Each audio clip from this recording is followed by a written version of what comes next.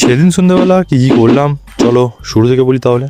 তো সেদিন সন্ধ্যেবেলা আমরা 3 বন্ধু আড্ডা দিতে দিতে ঠিক করলাম সন্ধ্যাবেলা কিছু খাওয়া যাক।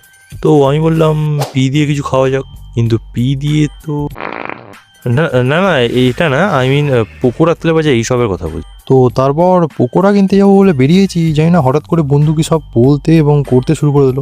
বলছিল নাকি টোটোটাকে নাকি হেলিকপ্টার বানাবে। তো তারপর টোটোটাকে ওখানেই ছেড়ে আমরা পায়ে হাঁটা শুরু করে দিলাম। আর এদের দুজনকে দেখো পুরো বডিগার্ডের মধ্যে যাচ্ছে। এক থাপ্পড়ে তোর বাপের নাম ভুলিয়ে দিতাম। দোকানে পৌঁছে কিছু পকোড়া কিনে ফেললাম। ও হ্যাঁ, সঙ্গে একটা কোকও নিয়েছিলাম, কোক বলেছি কক না। এরপর 3 জনে বাড়ির দিকে আসছিলাম, তো তখন একে দেখতে পেলাম। क्या रे भिक मंगिया क्या देख रहा है? তারপর বাড়ি ফিরে অ্যারেঞ্জ করলাম সবকিছু, আমাকেই করতে হলো, কারণ একজন তো বাবু আর অন্যজন তো।